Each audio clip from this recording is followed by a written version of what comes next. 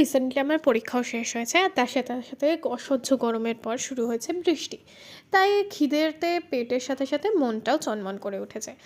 নতুন কিছু বানাবো বানাবো করে ফ্রিজ যখন খুললাম তখন দেখলাম চিকেনে কয়েকটা ব্রেস্ট পিসই পড়ে রয়েছে। একদম অল্প পরিমাণে চিকেন ছিল, তাই ব্রেস্ট পিসগুলোকে একদম পাতলা পাতলা স্ট্রিপে কেটে নুন, গোলমরিচ, ডিমের সাদা অংশ আর কর্নফ্লাওয়ার দিয়ে মেখে ভেজে তারপর গার্লিক আর পেপারের এই সসটার মধ্যে টস করে নিয়েছি।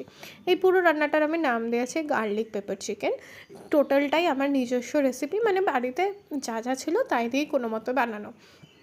স্টার্টার হিসেবে বানিয়েছিলাম, কিন্তু গ্রেভি একটু বেশি হয়ে গেছে, কিন্তু ভালো লাগছিল খেতে। ফ্রিজের মধ্যে ক্যাপসিকাম আর পেঁয়াজও ছিল, সেগুলোও অ্যাড করে দিয়েছিলাম। দেখতেই পাচ্ছ কত ছোট ছোট পিস হয়েছে, খেতে কিন্তু খুবই ভালো হয়েছিল। এক্সট্রা ঝালের জন্য আমি উপর থেকে একটু কাঁচা লঙ্কাও দিয়েছি।